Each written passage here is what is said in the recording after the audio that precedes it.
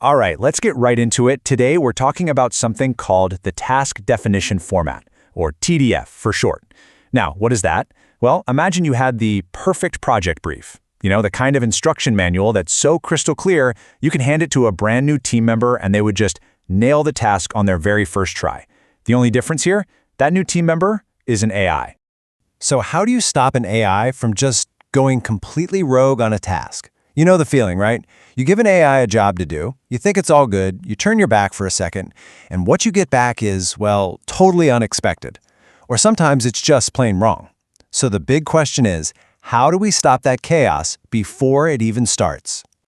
Well, it turns out the answer's pretty much the same as it is with people. It all comes down to the instructions. If you give an AI a really vague goal, you're not just hoping for the best, you're practically inviting chaos. I mean, it's like telling a construction crew, hey, go build a house, but then not giving them any blueprints. You're just going to get a mess, unreliable, wrong, maybe even dangerous results. It's a project without a project manager, and that, my friends, is a recipe for total disaster. Okay, so here's our game plan for today. We'll start with the AI task chaos, then bring in our project manager for AI. After that, we'll dive into what makes the perfect task brief, talk about why all this clarity actually matters, and finally, we'll see how TDF is already shaking things up in the real world. So, let's talk about the solution. How do we fix this mess? Simple. We give the AI a project manager, and that's exactly what the Task Definition Format, or TDF, is designed to be. And this slide right here just nails the difference, doesn't it?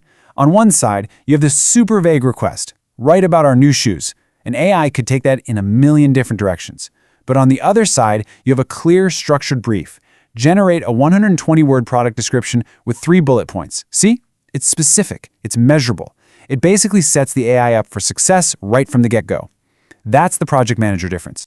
So let's get a bit more formal for a second. What exactly is TDF? Well, think of it as a structured contract, and I really love that word here. It's like a formal agreement that tells the AI exactly what to do, what its limits are, the rules of the game, and maybe most importantly, what a successful outcome actually looks like. All right, time to pop the hood and see what makes this perfect task brief tick.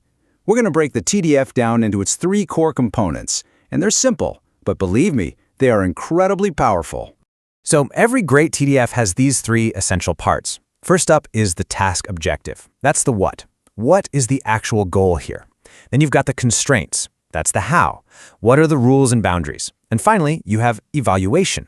That's the scorecard for success. How do we know if the AI actually did a good job? Okay, let's start with part 1, the task objective. This is all about defining the goal, the big picture what. It's the huge difference between just saying summarize this and saying something super specific like summarize this 10-page research paper into exactly 5 bullet points. You see? It's clear about the input, the desired output, and the whole context of the task. Next up, part 2, constraints. This is where we set the rules. I like to think of these as the guardrails for the entire project. This is where our AI's project manager steps in and tells it not just what it can do, but, and this is really important, what it can't do.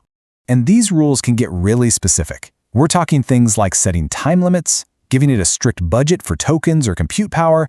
We can even restrict which websites or tools it's allowed to access. On top of that, we can enforce super specific output formats and, of course, build in safety policies. All of this makes the task realistic, efficient, and most of all, safe.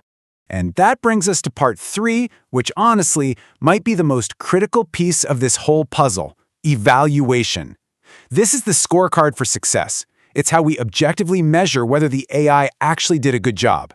Because without this, everything else is just, guesswork. So let's go back to that research paper summary example. We don't just ask, hey, is it done? Nope, we grade it. We can set up a scorecard where, say, coverage of the main ideas is worth 40%. Conciseness is worth 30%, and clarity is the final 30%. And just like that, we have a concrete, measurable way to judge the AI's performance. No more guessing if it was good enough. Okay, let's put this all together using our e-commerce example. Look at this table. The task is simple. Generate a product description. Now for the constraints. We need it to be a max of 120 words, have 3 bullet points, use a persuasive tone, and, this is a big one, no exaggerated claims. Then the evaluation. How do we score it? We check if it actually contains the product benefits, if the structure is clear, and we can even have another system give it a marketing score. It has to be better than 7 out of 10. Boom. That is a perfect, complete task brief. So you might be thinking, okay, this seems like a lot of work. Why go to all this trouble? What's the real payoff for creating such a detailed brief for an AI? Well, let me tell you, the benefits are absolutely huge. This quote really sums it up perfectly. A TDF is a machine-readable task contract. Just let that sink in for a moment. It's a contract that another machine can read and understand perfectly.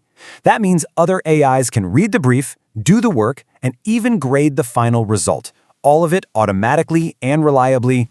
So, what's the first big payoff? It's something called deterministic execution. Now that's kind of a fancy term, but all that really means is that the task becomes repeatable and reliable. You run the same TDF 10 times, you should get a consistently great result 10 times. It's the end of those random, what am I going to get this time outputs? The second huge benefit? Fair comparison. Let's say you want to know if Model A is better than Model B for writing product descriptions. You can't just give them both a fuzzy prompt and see what happens. No way. With TDF, you give them the exact same detailed brief, and then you just look at the evaluation scores. It's a true, fair, apples-to-apples comparison. And number 3, and this is a big one, safe operation. Remember those constraints we talked about? They're not just suggestions, they are critical guardrails. They can stop an AI from wandering off to unsafe websites, from using tools it shouldn't, or from creating harmful content. It's what keeps the whole operation on track and safely out of trouble. Now, this isn't just some abstract theory. TDF is already out there, right now, acting as a critical piece of the plumbing in the whole AI ecosystem. So the question is, where is it being used in the real world? And the answer is, well, it's pretty much everywhere that advanced AI work is happening. It's the backbone for these new agent orchestration platforms that manage entire teams of AIs. It's essential for AI benchmarking suites that rank different models. It's even being used by autonomous agents that write their own code. Basically, TDF is the secret sauce that makes these incredibly complex systems work reliably. So if there's one thing to take away from all this, it's this. TDF is the project manager that brings order to the chaos. It transforms a fuzzy, vague request into a clearly defined, manageable project. And in doing so, it makes AI a much more reliable, predictable, and effective collaborator for all of us.